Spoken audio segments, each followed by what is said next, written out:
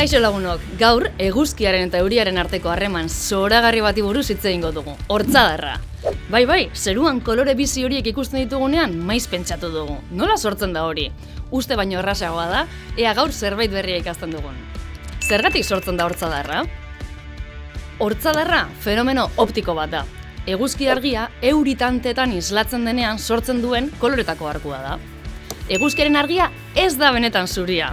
Bai, itxura zuria du, baina kolore guztiez osatuta dago.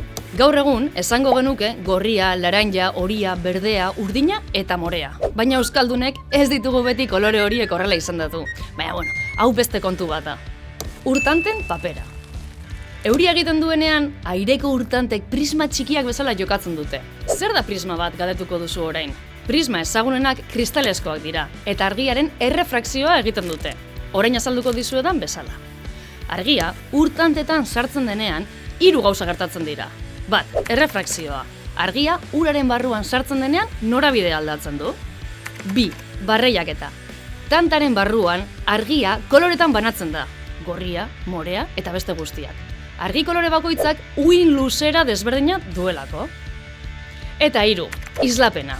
Argia urtantatik berriro ateratzen da, koloreak zeruan barreiatuz. Horregatik, eguzkia eta euria batera daudenean, zeruan hortzadarra sortzen da, eta kolore guztiak ordenean agertzen dira. Uhin luzera handiena duena, gorria, goian. Uhin luzera txikiena duena, behan, morea. Koloreak beti orden berean agertzen dira.